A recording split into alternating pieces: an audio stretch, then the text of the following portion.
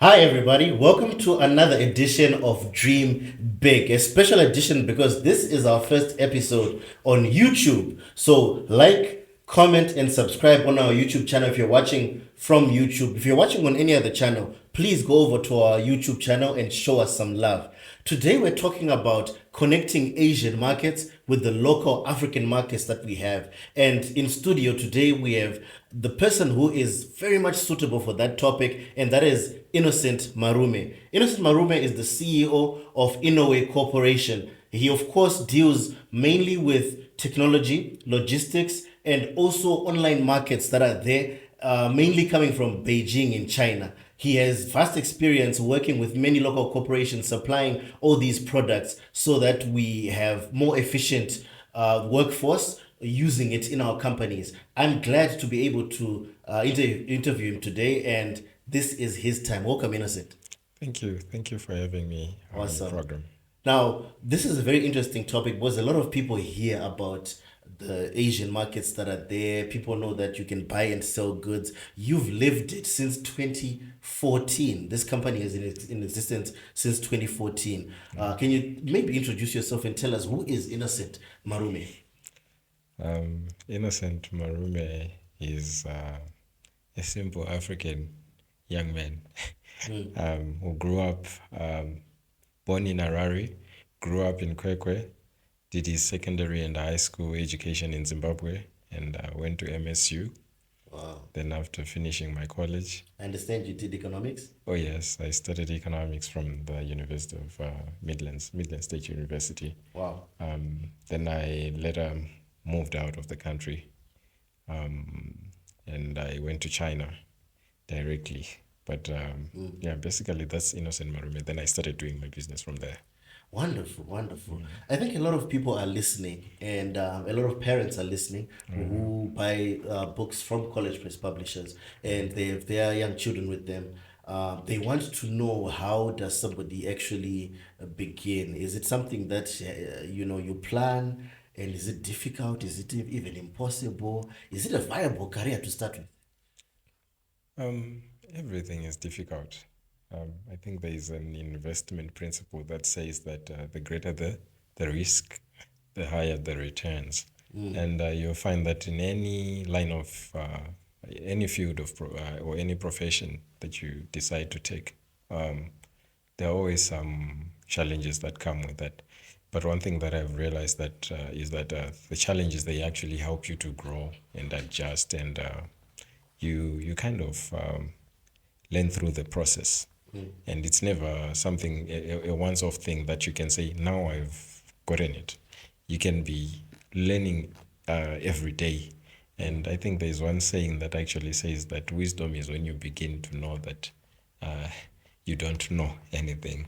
So you're ever learning, just like anybody who is reading different books from one point to the other, and you start accruing knowledge along the way. So yeah, it's a process. For some it's easy. Of course, some people may find it easy, but then for some I think it's Shakespeare who says that some are born great, some have greatness thrust upon themselves, and some achieve greatness along the way. So it's a mixed bag on its own.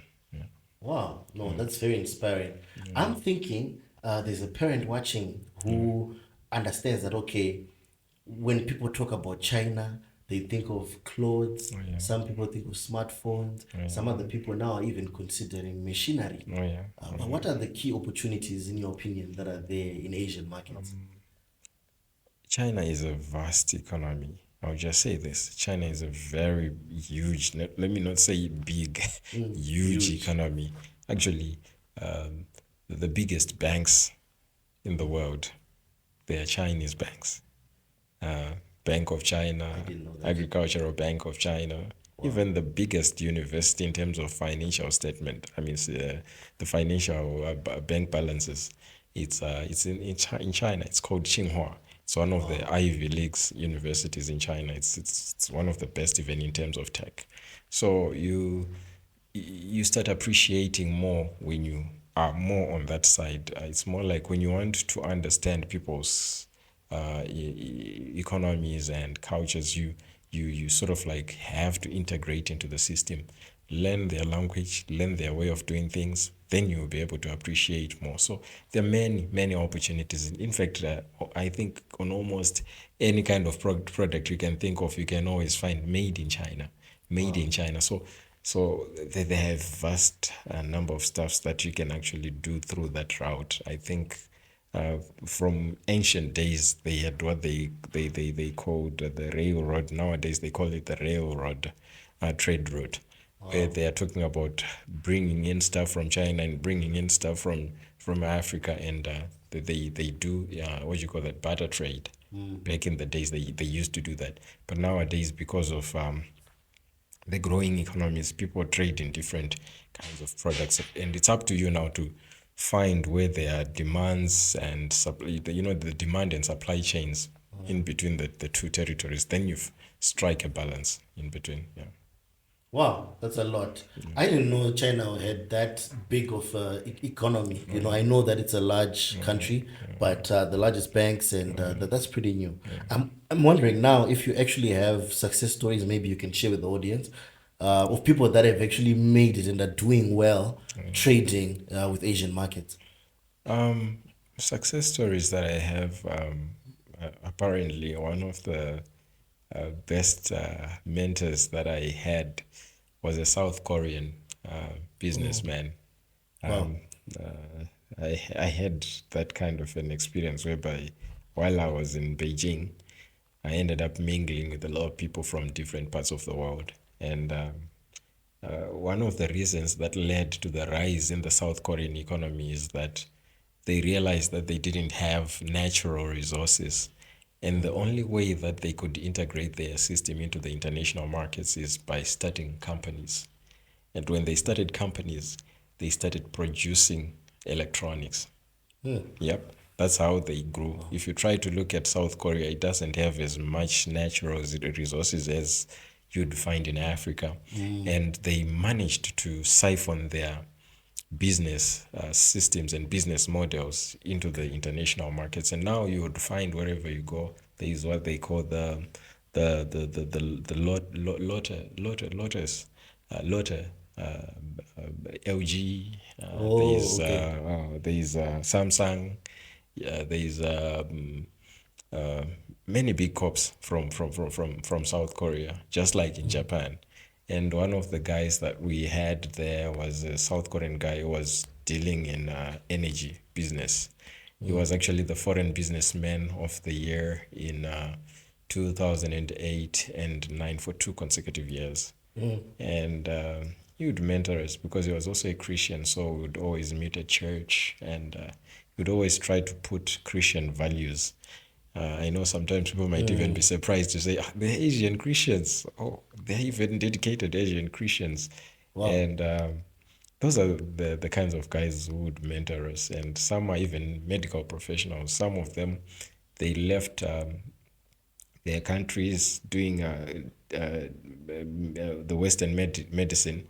Then, when they got into China, they started studying Chinese traditional medicine, which is another lucrative kind of field that if people are also to look at it, because they look at natural resources and using the Oh, natural right. remedies to To treat, heal, yeah. yeah, to heal you. And it's kind of interesting when you meet around with those kinds of business leaders who are down to earth, humble, and willing to teach you at the same time. So yeah, that one, those guys were, I guess, there's one who was called Elder Yun. Okay. We used to call him Elder Yun. He's one of the best. I think in China he's actually number two, if not number one, in acupuncture. He's a Oh, very, very professional acupuncture guy, and he knows traditional medicine, Chinese traditional medicines, wow. and he also knows Western medicine. So he's become more of like a genius on both On both sides of the sides. world. Yeah. Wow.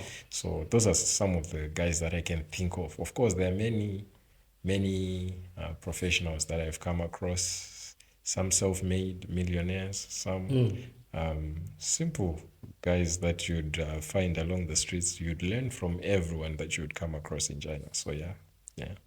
Oh, that's beautiful. From what you've shared, I picked up the intercultural Oh yeah. relationships that Oh can yeah. actually exist. Oh yeah. Oh And yeah. there's a parent who's watching who's saying, you know what, I'm interested. How do I start getting involved, and how do I raise my children, or to actually prepare them to accept different cultures, and as a result, that can actually impact their career. Um, One of the things that I love about Asians is that they are willing to learn from other people. Some of them, you might find them along the streets and you think maybe they are not able to speak English, but they can read. Oh, Most of them, they can read, but they can't speak English. And oh, because they don't have somewhere to practice. And the way they learn English is different from the way we learn English, because for us, it's more like the official language. But for yes. them, they learn English as a second language. And it's not like inwrote in all of their subjects like we do. Um, so it's kind of what you call it. I don't know how to put it across, but it's interesting when you have a personality that is willing to learn from other cultures.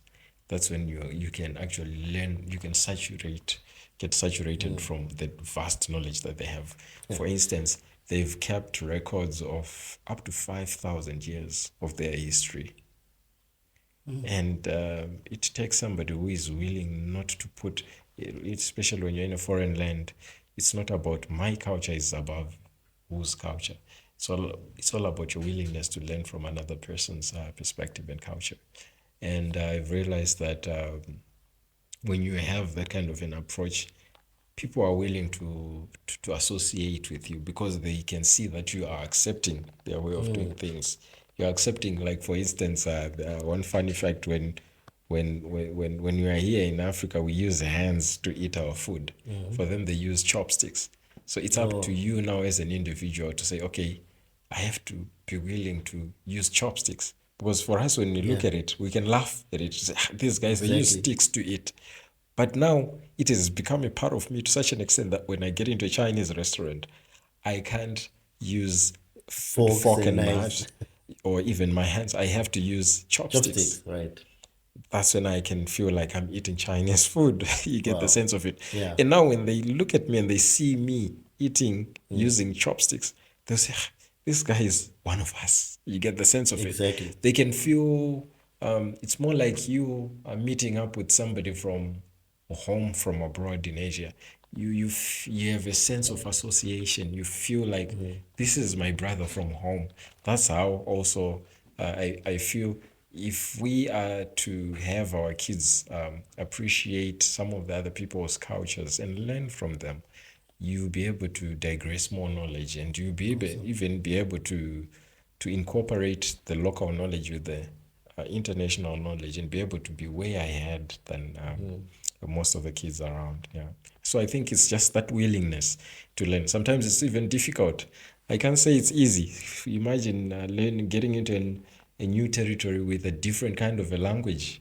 It's more like a Joseph getting into Egypt. Egypt, Yeah, yeah. you don't know the language. You have to start from scratch, and the way they do the language, they speak the language is completely different from the way we speak here. So it's all about willingness yeah, that willingness. It's not about where you're coming from or how wealthy or how poor or whatever. No matter what background you're coming from, your willingness to learn is what can get you there. Yeah. Wow, that's a beautiful answer. Somebody who's listening is asking, can my child actually learn um, this language, Asian languages? Oh yeah. Yeah, Oh yeah. because we know that Mandarin has It's very become very much popular. a high Oh demand yes. language Oh because yes. the Chinese people are everywhere Oh around yes. the Oh world, yes. Oh even yes. locally in Zimbabwe. It's a True. very powerful advantage, I think, Oh yeah. for someone to be able to speak Oh yeah. Mandarin. Oh yeah. How difficult is it? How can a child actually be put on a program? How long does it take? Funny fact, I actually have some of the friends that I used to stay with in Beijing, and some of them nowadays they're even working for Chinese companies. Some of them they can get as much as $1,000 Wow. just for translating. Oh, these are Yeah, local Zimbabweans local who speak Zimbabweans. Mandarin. Oh yes. Wow. So you're looking at a very vast. That's why I said China is very huge, and there are many opportunities that when people really get to look at it, they'll be able to appreciate more about it and the way they do things. Of course, it's kind of opposite from the Western way of doing things that we were raised under. Yes. But you'd be surprised. You'd be surprised. Yeah. Yeah. Wonderful. Yeah. You know, the government of Zimbabwe has been emphasizing heritage-based learning. We Oh, changed our yes. Oh, curriculum. yes. Actually, this is an old book that we have, Yeah. Pepukai Readers. This is Yeah. offered by College Press Publishers. A lot of you like this book. The good news is we actually, College Press is actually printing the new heritage based curriculum books. They're being released very, very soon. Oh, yeah. So the fact that you've spoken about reading maybe has also prompted us to look into Mandarin, and hopefully we can come up with something interesting there. Yeah, but I want you to kind of tell us more of your experience in terms of when you came back to Zimbabwe and you started trading. Tell us of the first experience that you had where you said, "Hey, I made significant sales, and this is actually a viable business." Because some people they just try and then they say, "Ah, it's not working. Let me leave it." Can you tell us how you were convinced about how you would then succeed? I love the title of the book that you just mentioned. It says Pepukai. Pepukai. Pepukai in our native language means how can I translate it? Well, literally it means wake Wake up. up, Yeah. exactly. Wake up. Yeah. Yeah. Um, not all opportunities come on a silver platter. Like I was saying, they come in misfortunes, like a blessing hidden in broken pieces. You know, there's a Japanese methodology of, what do you call that? What do you call that? Molding balls or barrels in British English. Yeah.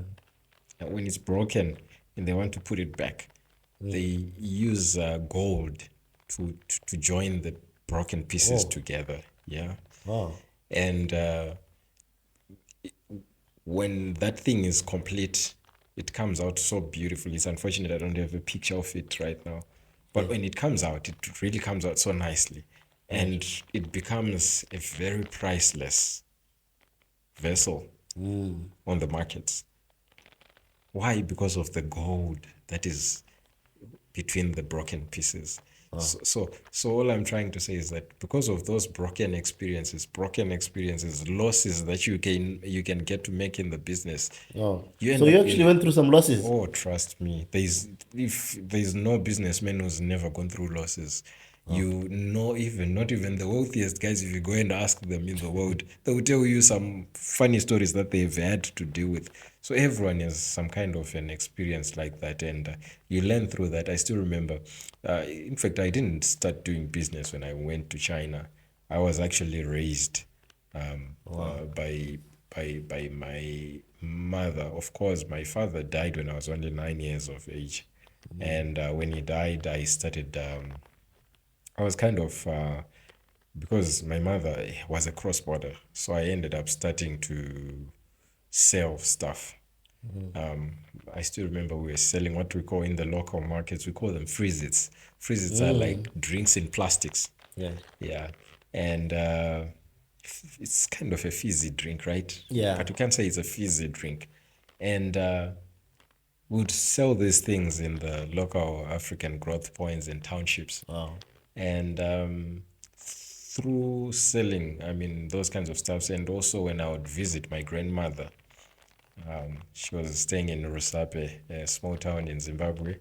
And when we'd always go there for holidays, she would take us to a marketplace, which she would at Rusape Musika market, Rusape market, vegetable market, and would sell vegetables. So through those kinds of exposures, you'd learn to buy and sell. And by the time that I finished college, I was already in the mode of buying and selling. So when I went to China, I started by, in fact, it was difficult back then to find people who would send stuff back to Zimbabwe, shipping companies and clearing agencies. It was very difficult. So I had to find someone who was coming every now and then, send them with stuff. And it was not, I didn't even start with selling maybe 100 PCs or some IT products or something like that. I started by selling two. And they were second-hand products. Wow. Yeah. So in economics, there is what they call, I'm forgetting the terminology. It's called what's new. It's what's new in another market might be old in another market. Okay. Okay. You know, so there are some products that can be. I'm forgetting the terminology. There are some products that can be old in Asia, but in Africa they're still new. New. Right. That's the strategy that I ended up coming up with to say, okay, All right. All right. these guys they need IT products. We're a bit. We call it the technological gap model. Right. Exactly. Okay. In Awesome. economics, the technological gap model. So I realized, okay, what's new in the Asian market is probably way ahead of our African markets. But what's new in the African market at the moment is It's older. older in the Asian. So that's a gap to make a profit. Right. Right. So I took advantage of that. And I would bring stuff from there. And some of the stuffs, they would be even as good as new. Some of them would be actually new. They would be good to use on the market. And they would be even be efficient. And I realized that, you know what, this is the same model that these big guys are using, the B forwards, Right. those Right. Oh, Singapore the car large selling companies. companies. Yes, Exactly. that's the same model that they're using when they sell these cars. So I said, you know what, if a car is being sold at 1,000 or 2,000 bucks, and they need to ship that thing, and they need how much for shipping? And I said, you know what, let me, instead of shipping the big goods, let me find the smaller, high High value valued goods. products Right. so that I can make a profit out of it. And it takes a shorter period of time for me to take these things to the African markets. And by doing that, I ended up navigating into the tech field, and I realized, wow, in the tech field, it's so fast, even in agriculture, in the banking sector, in many sectors. In the tech field is very, very, very good. And of course, the there are always risks that come with that. But I said that's how I actually started. So with that selling skill that I got from my mother and my grandmother, Right. I took that and the knowledge that I gotten from college education, I blended the two. And I tried, of course, by virtue of being in the Asian markets, the Asian world is more like it challenges your school of thought. Wow. Why do you do this? Does this really work? You have to use your scope to think outside of the box, not just to use the textbook economics. You have to think outside of the box to say, okay, this is the theory, and where is the practical aspect of it? And you know, that's why you find they are so progressive, many of those Asian countries. Why? Because they try in as much as possible to put the theories to practice and research and dig further. They're very inquisitive. Yeah. Oh, awesome. As you are talking, I just thought to myself, education wise, how can we as Africans prepare our education system for a globalized economy? Yeah. What improvements do we need to? I think we need to go back to our heritage, like what you're saying about that book, Heritage. We kind of missed it, or should I say, we lost it when we threw away everything Okay. that was Afro-based. Right. We thought that everything that is African is trash, and everything that is Western is good, to such an extent that we ended up throwing away all the African knowledge that we had amassed for centuries of our or the millennials, let me say. The reason why you find the Asians are way ahead in terms of research is because they've kept the records for Heritage. over 5,000. 5,000 years. Wow. They have their records to such an extent that even when you get into some of the traditional Chinese restaurants, they still have the recipes that the cooking recipes that they've kept for years, for ages. So can you imagine this recipe has been passed from one generation to the other? next, yeah. How much of the developments can be made from one recipe? Right. You find in New York, if you go to New York, most of the guys that were running restaurants were Italians. How did they come up with the idea of running their restaurants? It was a family business, I a see. tradition that they took from Italy and they All brought it those into years. New Wow. York. And you find they're millionaires up to date because they've kept the heritage. But for us, we threw away our heritage instead of keeping those, what you call them, files intact, records intact. I was actually laughing before we started. Remember, I was telling you about one of the weaknesses that we have as Africans is that we don't keep records. Oh yeah. We kind of throw away most of the things. Things. Yeah. Let's record, diarize everything, that you do, be it in the business models that you use, diarize, record, journal, everything, so that somebody who would take after you, they will see your weaknesses, the weaknesses of the system. They will develop from your weaknesses. You get the sense? So it becomes a strength rather than a what? Continual weakness, whereby somebody has to start again from scratch from one generation onto the other. So I think those are some of the things that we kind of need to develop and to look at in our educational curriculum. Of course, there are some of the things that we can learn from the Western world and from the Eastern world, but we also have our heritage. We have a way of doing things that if we are to, I think, if you go back into history, one of the wealthiest guys was who? Mansa Musa. Yeah. How did he amass that kind of wealth? Dig deeper, research about that, and put that knowledge. I think he was one of the guys who put up one of the first universities, isn't it? Yeah, Timbuktu, isn't it? Yeah. In Mali. So there are some things that if we go back into our historical records, I'm pretty much sure we might be able to learn a lot. Even for the Westerners, I'm sure some of the times they even come to Africa. Why do you think they come to Africa? Resources They want to learn. and to learn. Yeah, that's the funny fact about it. Actually, Yeah. for some of the people that you find getting scholarships to go and study in Asia, what do you think they're doing there? When they go to Asia, even when they go to Europe right now, when they go to Europe, when they are doing a research, do you know what they tell you? You need to do a research based from your home country. Country. Oh, okay. Why? Data mining. They want information from your heritage. All right. You get the sense of it. Yeah. So now this is the process that is happening. They didn't even pay. Even as much as they've given you the scholarship, they didn't pay for the data and the information that you're giving them. Now when you find them coming here and they are going to Mutoko or Mrewa, mining lithium or mining gold, or how do you think they got that information? Right, I see. You get the sense of it. They learned. Yeah. Yeah, they've mastered the art of using people's heritages.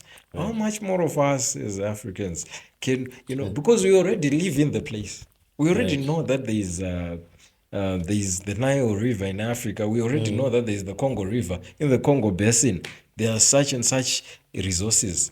Whereas now, if we try to use the Eastern and Western methodologies of education and what you call the technology, and we blend the two with the knowledge, with the local knowledge that we have, we'll be able to accomplish much. Oh, yeah. Way ahead of the guys that are even coming from abroad and mining and doing many businesses. Why they are doing that is because they are realizing the opportunities in the local market, the very same market where people are complaining that there are no jobs, there's no money, and there's no, you get the sense of it. Yeah. How are they making money? And they are foreigners on top of it. That's the funny fact about it. So we need to get back to our heritage. Let's not throw everything. I think I'm more of a Christian-based entrepreneur. And I believe that I think it's Jeremiah who says that go back to the old ways. Wow. Go back to the old ways and try and research. Find the reasons why we used to eat these kinds of herbs, these kinds of plants. You dig deeper into those and you realize, wow, these were actually medicinal stuffs. Yeah. These were actually not trash, but they were good foods for the seasons. Right. Yeah. Wow, this has been an enlightening episode. I want us to get into the last segment, which is rapid fire questions. So this is how we go about it. You give us a one-word answers for whatever I'm asking. No problem. No explanations. It's just a rapid question. Oh, yes. Now, are you ready? Sure. Okay. What is your favorite book? The Bible. One country in Asia that you think every African entrepreneur should visit. China and Japan, I guess. One African dish you'd recommend to someone visiting for the first time. Sadza inumubora. Sadza inumura. What with is the best with peanut advice? butter. Peanut butter, Yeah. right? What is the best advice you've ever received? Fear God. Fear God. If you could have dinner with any historical figure, who would it be? Jesus, of course. Wow, wow. Wow, this has been an enlightening episode. It's been explosive. Parents who are watching and children who are watching, there's so many opportunities to connect Asian markets with African markets. Join us for the next episode of Dream Big. Remember to like, subscribe, and share with friends because we're going to be talking about different career options on this platform so that we can do well in our careers. Keep dreaming big. See you next time.